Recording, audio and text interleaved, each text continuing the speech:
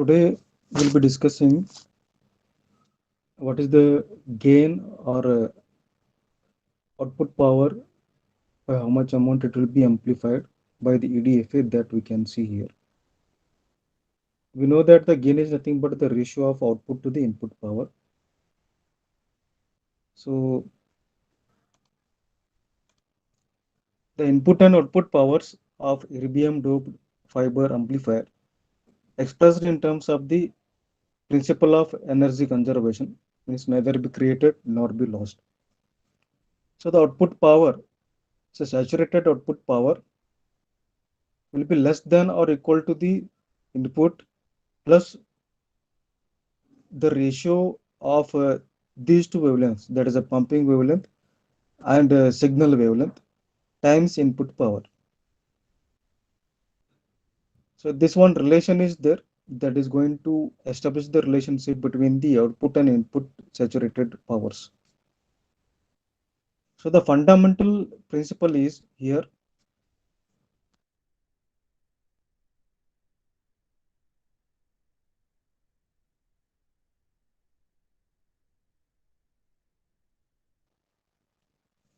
the amount of signal energy that is extracted from EDFA cannot exceed the pump energy that is stored in the device. Means we know that the EDFA for the pump population inversion to takes place in the active region, we are using pumping mechanism, laser pumping mechanism that you have studied seen. So there we are going to use that laser pumping, one at 980 nanometer and another technology is used at 1420 nanometer, 1480 nanometers. I think 1420. Okay. So laser pumping mechanism will be there. So with what energy you are uh, pumping the laser, that is going to lead to the population inversion phenomena in the active region, that is similar to the recombination process. Okay, that is going to lead to finally stimulated emission after successive stimulated spontaneous emission and stimulated absorption processes. Finally we are getting the stimulated emission of two wavelengths which is happening at around 1520 nanometers.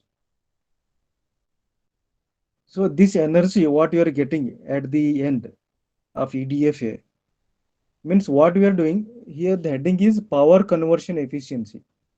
Simply what we are doing, we have told that the large energy contained in the laser pump signal, that is mixed with the low energy our message signal by using wavelength coupler, wavelength selective coupler, WSC. Okay, so this coupling what it is doing, it is trying to convert higher energy to the lower energy. Means the output energy what you are getting, the power from the EDFA can never exceed what with what energy or power you have pumped the laser. Otherwise, it is impractical. It is not possible. That is a it is not you're not going to obey the law of conservation of energy. With what energy you are pumping the laser, you are getting the amplification nearly equal to that, not going to exceed that. So that's why you use this symbol less than or equal to. Saturated output power should be less than or maybe equal to the pumping power plus sum of this. Means total sum should be less than the output saturated power. So this is one thing you have to remember. The output amplification, what you are getting, that is a conversion from high energy laser pumping to the low energy, that is your message signal. Means we are doing the modulation itself uh, by using WSC, which is going to follow the principle of energy conversion. So for the pumping scheme to work, we need to have the pumping wavelength should be less than the signal wavelength. This one condition is required there. So for the proper gain, this one PS in should be very much less than, that is signal power should be less than that of the pumping power. and the power conversion efficiency, that is PCE, is given by this one. So this one condition you have to remember with respect to when we are discussing the total uh, power conversion efficiency or the gain of UDFA. One important condition is that the saturated input power should be less than the signal power should be less than the pumping power, input pumping power, and conversely their wavelength should be are related. That is, the pumping wavelength should be less than the signal wavelength. Then power conversion efficiency, that is PCE, is given by taking the ratio of the difference between the two outputs, saturated out signal out and signal in, divided by pumping power in. That should be less than or equal to lambda p by lambda s, or should be less than or equal to 1 ideally. So your gain is ranging from 0 to 1. That is a power conversion efficiency. So here we are trying to know graphically or maybe quantitatively to what extent this EDFA is helping us, because yesterday we concluded by discussion that it is helping us in amplifying the weaker signals. See, all these amplifiers, SOS, semiconductor optical amplifier, EDFA, are helping us to amplify the weaker sections, weak power signals, optical signals directly. So to what extent they are able to do that, that can be measured or assessed by using this parameter, that is going to range from 0 to 1. That is a maximum value. Similarly, we have seen that is a power conversion efficiency, PC. Now we'll see the quantum conversion efficiency, that is independent of the wavelength. If you neglect the wavelength, then you will get this relation between QC and PC. So maximum value of QC is eigenunity where all the pump photons are converted to signal photons. This is the conversion, guys, what is happening. So now the equation 1 can also be expressed in terms of the gain without spontaneous emission. So remember, so three phenomena are actually taking place when if you want to, if at all, if you want to convert your pump photons to the signal photons. One, spontaneous emission, stimulated absorption, and stimulated emission.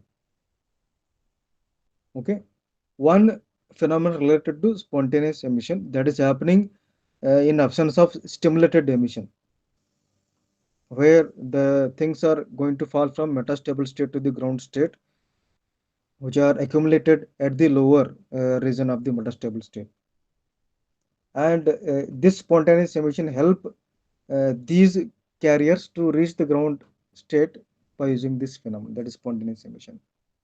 Later, stimulated absorption and emission will give us the conversion from pump to signal photons. Okay, so that can be given like this. So these are the important equations I suggest you to remember, which are quite useful in solving the problems. So the important relationship between the signal input power and the gain, when the signal input power is very large. Till now we assumed that it is less than the pumping power. What will happen if we'll keep the input signal power is more than this? Then the maximum amplifier gain is unity. Hence, to obtain the maximum gain, the input signal power cannot exceed the value given. That's why we are keeping the PS in should be less than the PP in, the pumping power. Otherwise, it is going to exceed 1. That is overriding the hypothesis. That is a law of conservation of energy. Okay, so why we are not keeping the signal input power more than the pumping input power? Because of this, we don't want to override the hypothesis, that is a law of conservation of energy, that is going to make us to get the amplifier gain exceeding theoretically even more than 1. That is theoretical itself, it is going to not going to follow that hypothesis, then practically it is not going to be implementable. Okay, so these are the things, I guys, you have to include these things. So what I'm explaining in the video lectures. Okay, So don't simply refer this or that material and keep it as it is. You're not learning anything other than copying and pasting. So that can be given subject to condition that why you are not going to keep input signal power more than the pumping power. It will be kept less than this by an amount of reduced by an amount of the factor of g minus 1. Okay. Now along with the pump power, the gain also depends on the fiber length, and the maximum gain in a 3D 3-level laser medium of length L like EDFA is given by this equation, having their own notation meanings. So this will indicate the signal emission across the section, and this row, it will indicate the rare earth element concentration, and maximum possible EDFA gain is given by, so this equation, this you will be adding with this the previous one what you have got. So whichever is the minimum, you will get this one. Take it as a maximum here, so that it will not exceed the gain one here.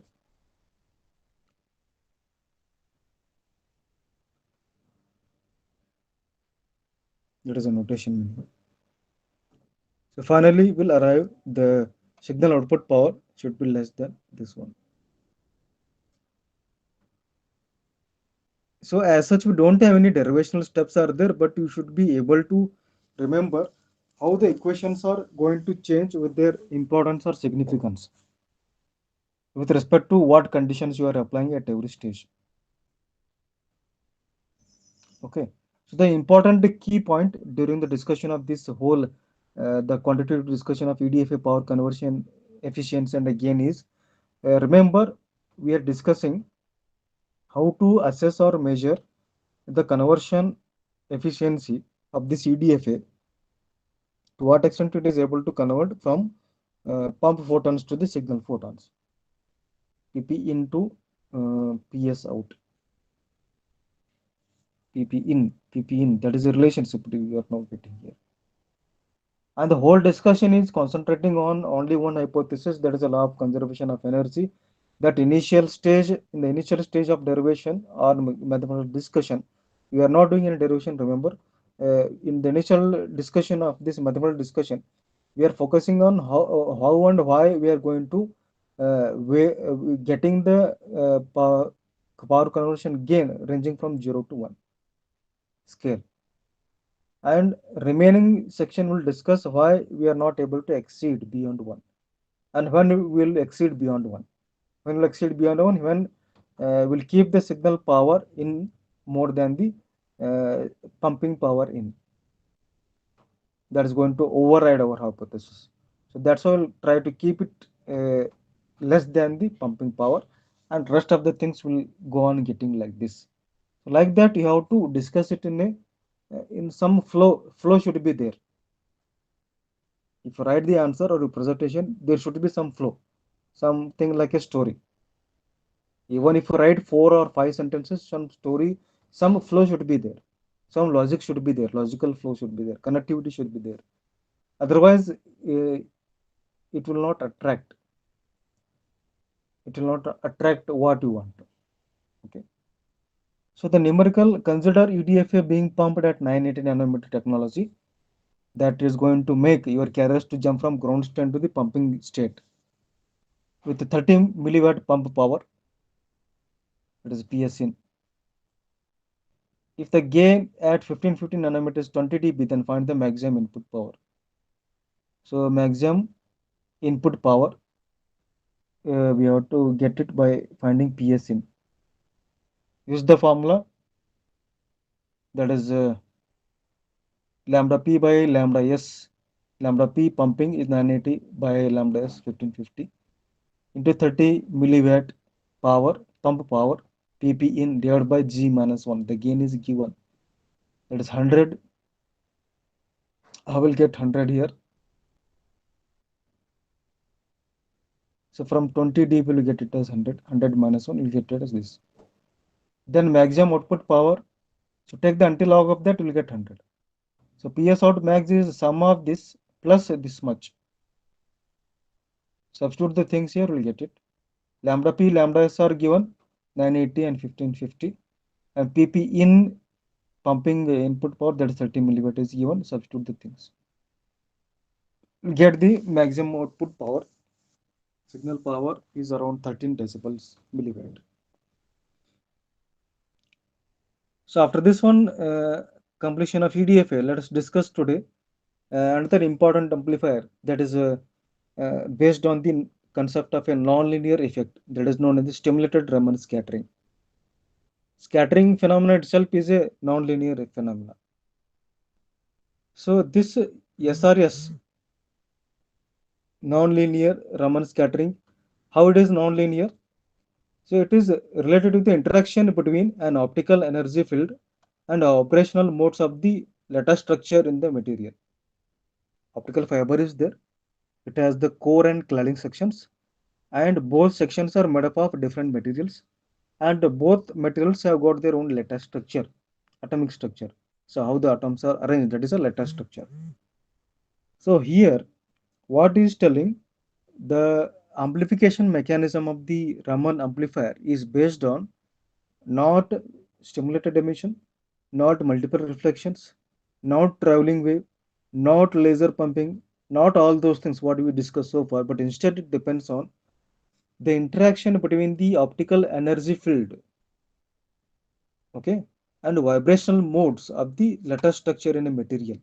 Means the optical energy fields which will exist inside the optical signal is now going to interact with the lattice structure of your core material.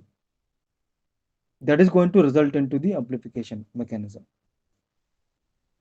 So an atom first absorbs the photon. Let us consider this is the one figure here.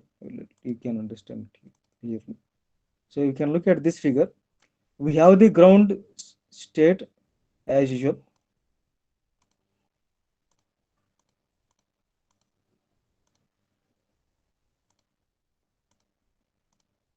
So we'll be having the ground state, and let us assume we will be having one virtual state. Okay.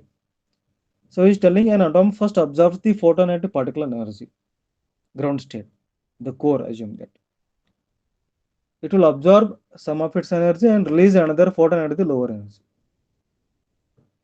With that, let us assume that in the ground state, it has absorbed something and releasing the photon with this much of wavelength. Let us assume indicate it as lambda p, that is a pumping wavelength, which will make the carrier to reach the virtual state. It will be remaining there only for some life period. Let us assume it as 2 hours, and immediately it will fall down from virtual state to some intermediate state, you can say. And here I will not call intermediate, that already used. That concept we are not using here. Instead, I can call it as a vibrational state. Intermediate state, I will call it here as a vibration state. Now here what is happening? So the carrier, whatever it is reaching the virtual state, so carrier, whatever it is reaching from ground state to virtual state with this much wavelength lambda p, okay, pumping wavelength, it is going to reach virtual state. Some portion of its energy will be absorbed and remaining portion of energy it is falling back. Let us call it as a signal wavelength, and that is going to fall here. Okay, so there is a difference is there between these two wavelengths. So the concept here is that he is telling longer wavelength than that of the absorbed photon. ಇಲ್ಲಿಂದ ಒಂದು photon ಇಲ್ಲಿ ಹೋಗಿ strike ಆಗ್ತೈತೆ virtual ಸ್ಟೇಟಿಗೆ. ಅಲ್ಲಿ ಸ್ವಲ್ಪ photon ಸ್ವಲ್ಪ energy absorb ಆಯ್ತು, ಸ್ವಲ್ಪ ಎಮಿಟ್ ಆಯ್ತು in the form of lambda S. Okay, ಸ್ವಲ್ಪ ವೇವ್ಲೆಂತ್ ಅಬ್ಸಾರ್ಬ್ ಆಗೈತಿ ಅಂಡ್ ಸ್ವಲ್ಪ ಎಮಿಟ್ ಆಯ್ತು, that is a lambda S. So the difference between these two wavelengths, what has been absorbed and what has been emitted, both have got different wavelengths. So that difference is going to lead to this one non-linear effect, that is a vibrational state. Okay, so this I discussed with respect to the virtual state is going to absorb the photon. Suppose if the ground state is going to absorb the photon. Okay, so ಇದಕ್ಕಿಂತ ಮೊದಲು ಇಲ್ಲೊಂದು ಏನೋ ಬಂದು ಬಡ್ದಿರ್ತೈತೆ ಅಂತ ತಿಳ್ಕೊರಿ. So ಇಲ್ಲೊಂದು ರೇ ಇಲ್ಲಿ ಬಂದು ಸ್ಟ್ರೈಕ್ ಆಯ್ತು. ಓಕೆ, ಇಲ್ಲಿ ಬಂದು ಸ್ಟ್ರೈಕ್ ಆಗೈತಿ. ಇಲ್ಲಿ ಸ್ವಲ್ಪ ಅಬ್ಸರ್ವ್ ಆಯ್ತು, ಸ್ವಲ್ಪ ಎಮಿಟ್ ಆಯ್ತು with lambda p. The difference between lambda p and the wavelength of what it has been observed by the ground state result into operational state. Similarly, some portion of lambda p is observed and some will be emitted in the form of lambda s. The difference between lambda s and the wavelength what has been observed by virtual state result into operational state. Means absorption you have to concentrate here. Absorption is related with this. So here absorption is important.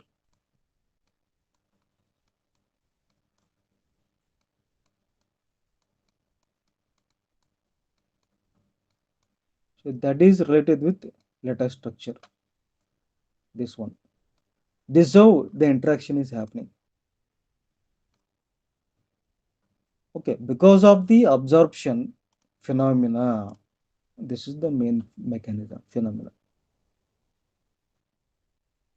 Because of the absorption nature, either by the ground state or the virtual state or whatever, what has been absorbed and what has been emitted, resulting into two different wavelengths, that is going to lead to vibrational states.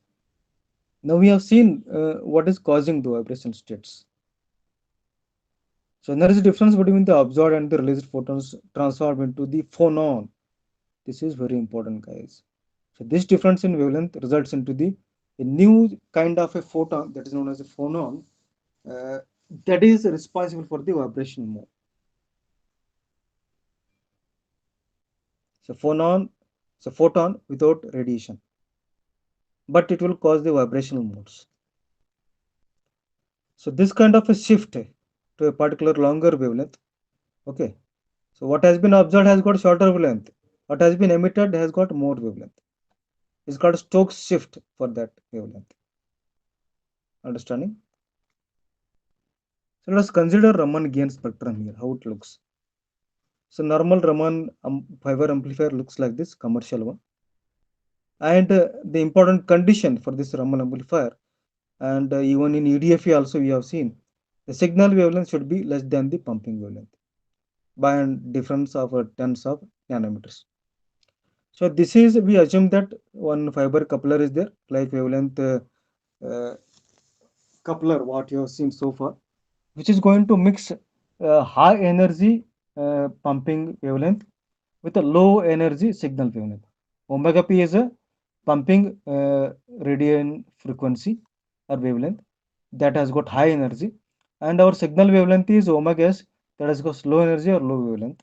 Both are mixed, and you can see uh, both are mixed and traveling in the same direction. That is a co-directional coupling. It is co-directional configuration. Okay. So how it is co-directional? We have learned no different EDFA configurations. The so here the coupling of omega p and omega s, and how it will be coupled and how it will be retransmitted, amplified. Uh, Both are occurring in the same direction. That's why it is a co-directional coupling, a co-directional configuration. Sorry, then it will be filtered and you will be getting omega s only. Means what we are looking here, your high energy is transferring back to the low energy signal. Suppose pumping energy has got very high energy like this, which has got a very high energy. Let me draw this.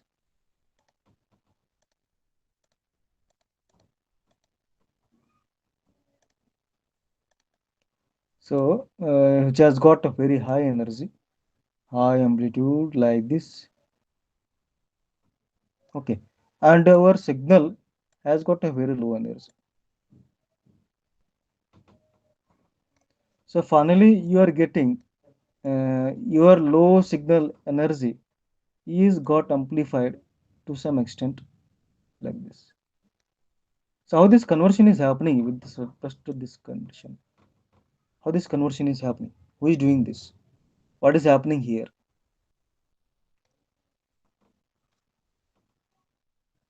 So that is based on the concept of this stimulated Raman scattering that will make us to study the working principle.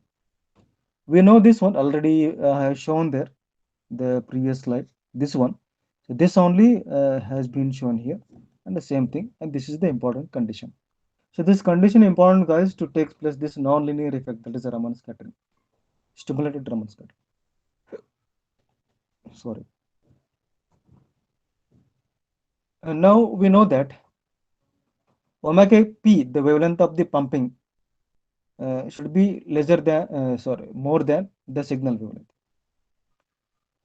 So large wavelength, that is omega p, uh, the photon is moving with this omega p and reaching the virtual state.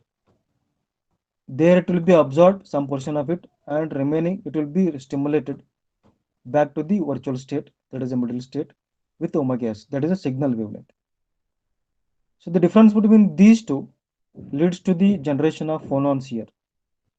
Your phonons will be liberated. Some phonons, sorry.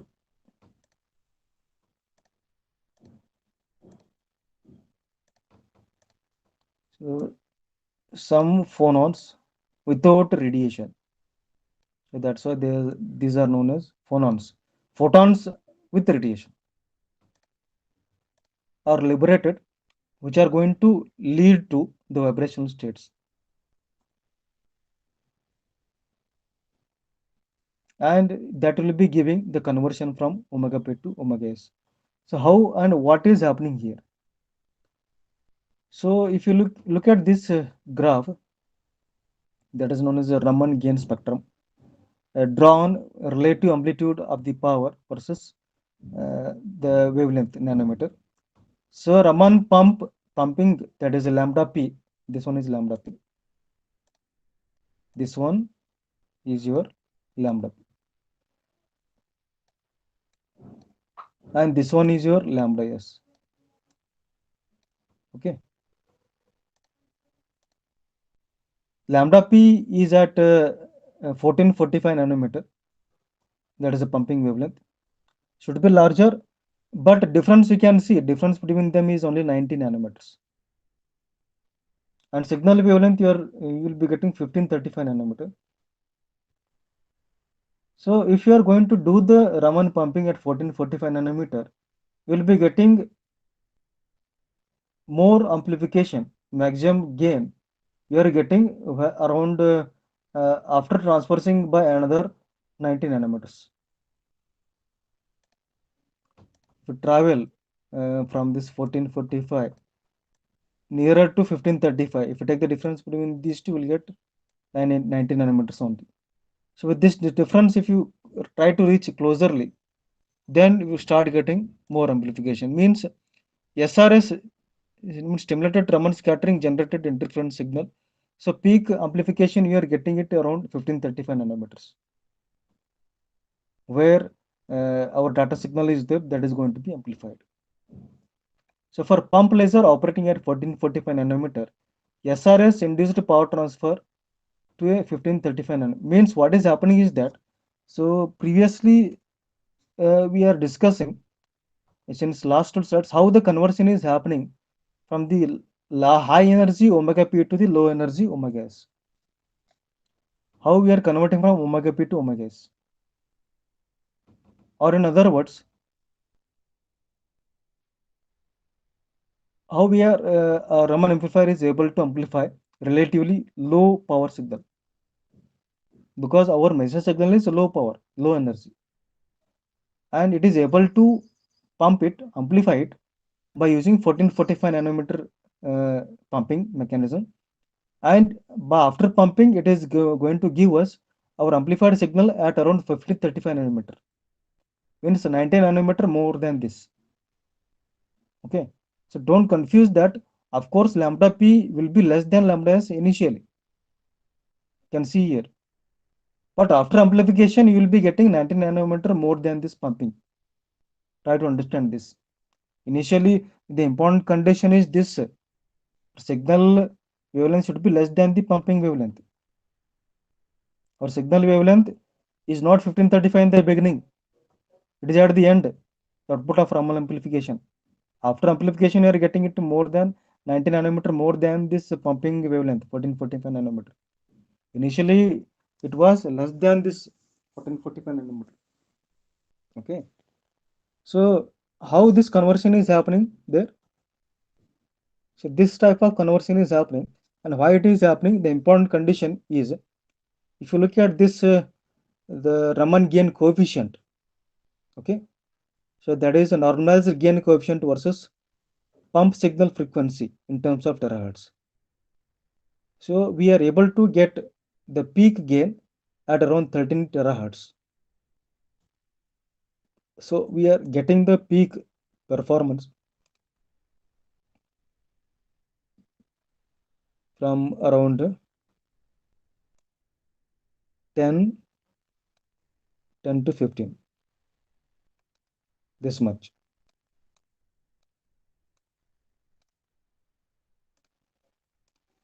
Okay, and two things are there we have to discuss.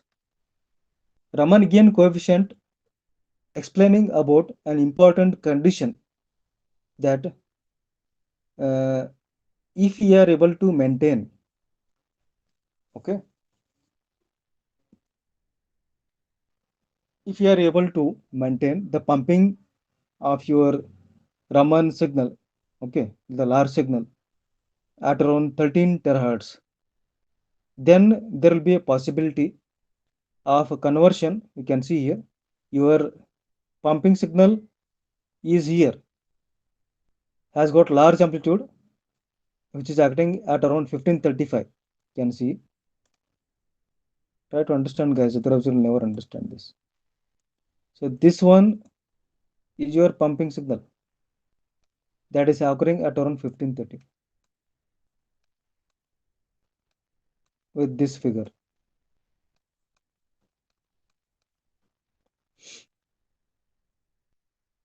And this is your signal, which has got low amplitude than this. Okay. So the energy transfer from 1535 to signal is happening provided this condition has been met. Okay. For the co-polarized signal, it will be this much, and for the orthogonal signal, it will be like this. It will be very low. Normally, we are dealing with co-polarized signal. Orthogonal signal means both are 90 degree to each other. Their field orientations are 90 degree to each other. Co-polarized means they are in phase, field orientations. So the two, with these two figures, this one is telling how much, means lambda p should be initially should be less than the lambda s. Later it will be going to amplify it by an amount of 90 nanometers with the SRS mechanism that you have discussed so far. And what is the important condition for that? We have to apply the pumping at around 13 terahertz. And while doing so, we are able to transfer the energy from high energy the pumping to the low energy signal with the help of this Raman gain coefficient. Okay.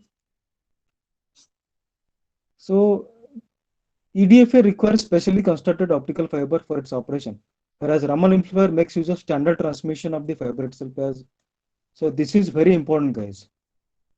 See, Raman amplifier will not require reflecting facets as in happening in the laser. It will not be based on the stimulated emission. It is not based on the, hello, hello. Neither it is based on the multiple reflections, and nor it will depend on the population inversion mechanism. So it just depends on, as it is going to based on the interaction with the data structure of the core material. It just based on the CAD6 features of the medium. Means transmission fiber itself is used as a medium for the amplification. That is very important. Based on this, we got two important variations of the Raman amplifiers. One is DRA, distributed Raman amplifier configuration. So where the input signal is mixed with the pump signal, that is lambda s is mixed with the lambda p in optical cable itself, and it uses fiber itself as a medium into which the backward Raman pump is injected. You can see here So we are injecting the lambda p at 1535 nanometer as it has been shown in the previous slide in the graph. So in this graph, so 1535 is there here. Here it is there, no? So here 1535, it will be mixed with this. It will be mixed with the transmitting signal, that is lambda s. So here you are getting lambda s. You can see here which configuration. Lambda p and lambda s both are in opposite directions. Counter configuration. Both are in opposite direction. With the help of circulator, they are mixed, and received signal, it is going to be transmitted in this direction. Whereas lumped Raman amplifier, where interaction between input signal and pulse signal increases by non-linear fiber having a small core. Here, no restriction on the core. The amplification mechanism in distribute, that's what is known as a distributed. Your amplification is happening throughout the length of the optical cable, whereas it is restricted to the small core. That's what is known as a lumped. Means it is happening restricted to small core. So normally the coil of dedicated fiber is used together with the Raman pumps. So these are the differences that you should know between lumped Raman amplifier, LRA and DRA. Okay.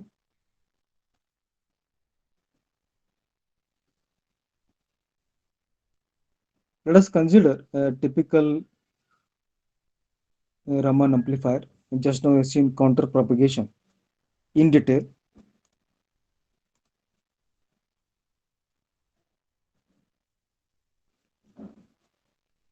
The pump power is coupled to the transmission power. So here you can see 14xx nanometer pump to pump combiner.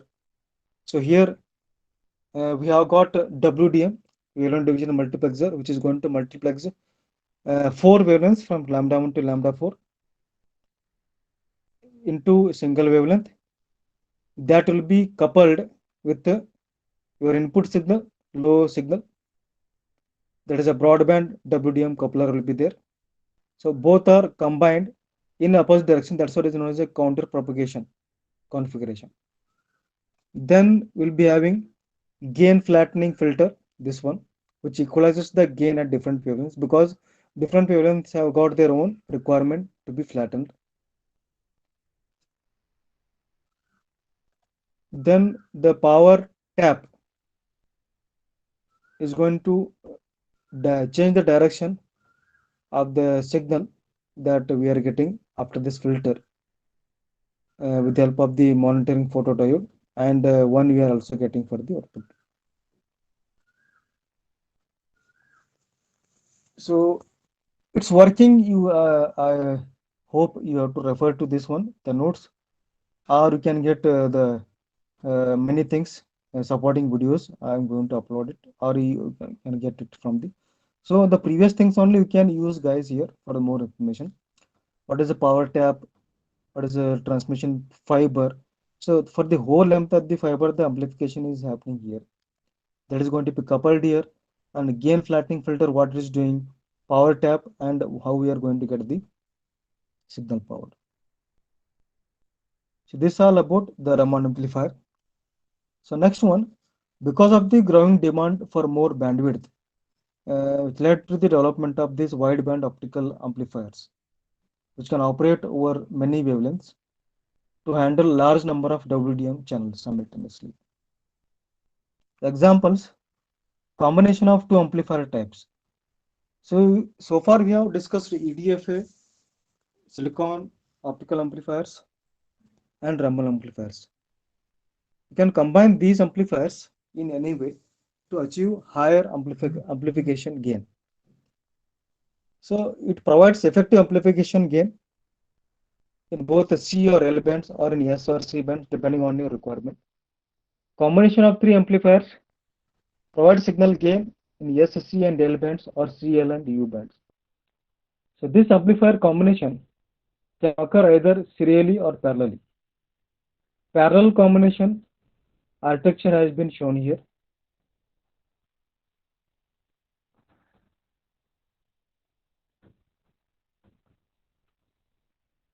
So here C band and L band inputs combined, sorry, separated by using this demultiplexer, split into C band EDFA, L band EDFA. Erbium doped amplifiers will be used here with the gain flattening filters. Then they will be multiplexed and sent as single multiplexed amplified signal. So this is the parallel combination of the EDFA amplifiers with the gain flattening filters help us to uh, multiplex, demultiplex and amplify the signal. Next series combination where C and L band inputs are amplified by using single C band EDFA, single gain flattening filter. Then further it is amplified by L band EDFA once again with using another gain flattening filter. Finally, you are getting C and L band amplified signal. So that's it. We'll stop today's presentation. With this, we'll wind up your module 4.